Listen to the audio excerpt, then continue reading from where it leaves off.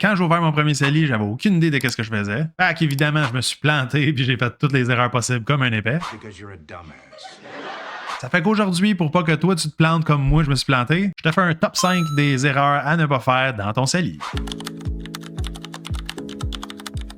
En 2009, quand le CELI a commencé, j'avais aucune idée comment ça marchait. Là. En fait, dans mon entourage, il n'y avait pas grand monde qui savait les possibilités de qu'est-ce qu'on pouvait faire avec ça. Je savais que les gains étaient libres d'impôts, mais je savais pas qu'on pouvait investir le cash en bourse. Bref, j'ai ouvert mon compte épargne libre d'impôts. J'ai déposé du cash dedans comme on dépose du cash dans un compte normal. Fait que le cash était là dans un compte en dessous de mon compte chèque à pas faire une maudite scène d'intérêt. Et comme catché vite que c'était pas comme ça qu'on allait se rendre millionnaire. Là. Je me souviens plus qui me l'a expliqué, là, mais dans le fond, il m'expliquait que le CELI, c'est comme un genre de boîte à lunch. Comme pas la boîte qui te nourrit, c'est la nourriture à l'intérieur. Autrement dit, c'est comme un genre de bucket ou une enveloppe que tu mets de l'argent dedans, mais que c'est ce que tu fais dedans qui est important. C'est juste l'enveloppe, le CELI. Là. Bref, j'ai catché qu'on pouvait investir le cash en bourse, comme le compte non enregistré que j'avais déjà dans le temps. C'est là que le fun a commencé. Ça m'amène à ma deuxième erreur à ne pas faire.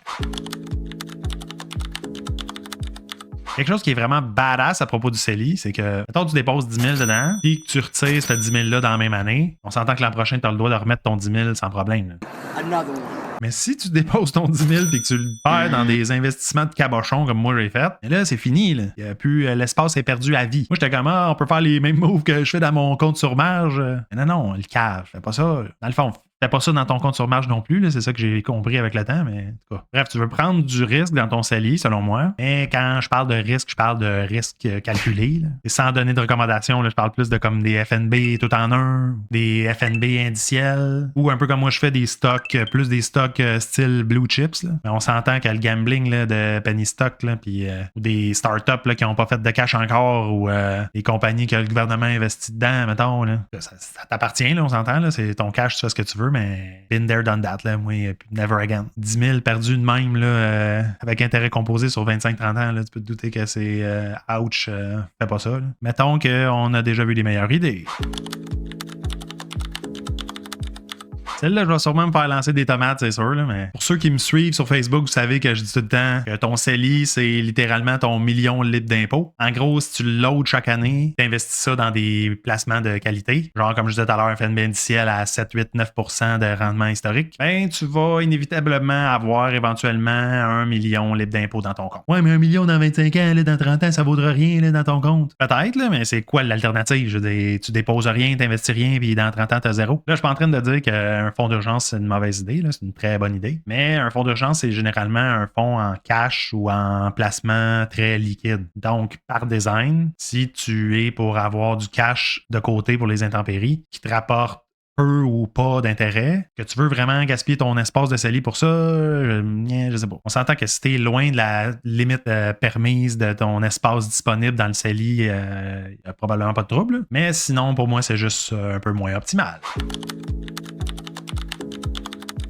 J'en ai parlé brièvement tantôt. C'est une des erreurs les plus faciles à éviter, en fait, mais j'ai quand même trouvé le moyen de faire cette erreur-là. Quand tu t'en vas dans le Mon dossier Canada, dans le bas de la page de quand tu t'authentifies, ça te donne les montants restants que tu peux cotiser dans ton CELI puis dans ton REER. Ça te donne l'espace disponible. Mais les montants sont pas tout le temps en temps réel. T'sais. Premièrement, ils ne considèrent pas l'année en cours. Puis aussi, en tout cas, je me suis rendu compte que c'est pas fiable. Surtout si tu as eu plusieurs CELI, que tu as bougé d'un bord, puis là, tu l'as transféré, puis ça n'a pas été comptabilisé comme du monde à l'ARC. Bref, j'avais un CELI chez Desjardins, j'avais un CELI chez Wealthsimple après. Là, après ça, j'ai ouvert sur Interactive Broker, j'ai transféré ça, les deux sur Interactive Broker, puis aussi j'ai rajouté de l'argent. Là, vu que tout le long, l'argent était placé en bourse, ben, j'avais fait de l'argent, j'avais perdu de l'argent. Bref, je me suis fié au total qui était écrit sur l'ARC, puis je me suis fourré dans mon calcul. J'étais dans le champ, puis l'ARC aussi était dans le champ. Fait que ça m'a coûté des pénalités de 1% par mois sur ma surcotisation. C'est quand même un petit montant que j'avais surcotisé, là, mais ça avait chier pareil. Là. Fait que bref, calcule ton montant comme du monde, puis fie-toi pas à l'ARC parce qu'eux autres vont te charger la pénalité quand même. Et aussi, c'est important de savoir que si tu retires de l'argent et que tu veux la remettre dedans, il faut que tu attendes au 1er janvier suivant pour que l'espace soit disponible, à moins que tu aies bien de l'espace disponible, il n'y a pas de trouble, là, mais tu comprends ce que je veux dire.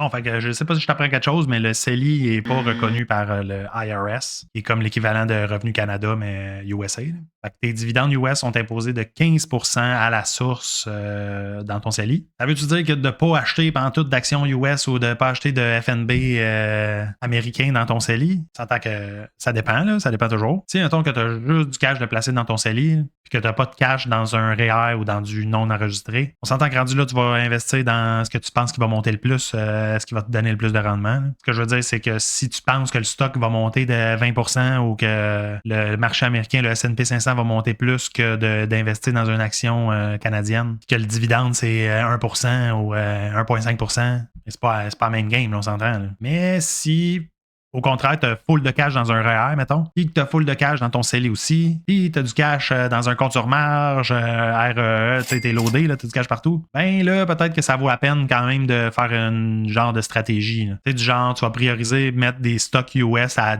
haut dividende dans ton REER où la retenue du 15% n'est pas existante, là, c'est pas imposé, et de prioriser des stocks, mettons, plus canadiens ou croissance dans ton CELI. En tout cas, c'est vite dit, là, mais tu vois le genre. Fait que bref, c'est une erreur, mais c'est une erreur juste tu le fais sans être en connaissance de cause. Petit exemple rapide, là, je veux dire, si tu reçois 100$ de dividendes dans ton CELI d'un stock américain, il va te rester juste 85$. L'autre 15$, il est parti en taxes puis il reviendra jamais. Comparé au REER où là, le 100$ que tu te fais donner, ben, il est 100% libre d'impôt. Ben, il est libre d'impôt jusqu'à temps que tu le retires à ta retraite puis que tu payes d'impôt dessus, mais tu comprends ce que je veux dire. Fait que comme je disais, là, comme 2 secondes, dans ton CELI, t'es probablement mieux de privilégier des actions de croissance, des titres canadiens à dividendes ou des FNB qui sont optimisés pour la fiscalité. Puis on s'entend que tout ça, c'est des règles du pouce. Là. On s'entend que tu fais ce que tu veux. Y a-t-il une autre erreur que vous avez faite puis que j'ai pas nommé? Mettez ça dans les commentaires en bas. N'oublie pas d'aimer et de t'abonner et dégage.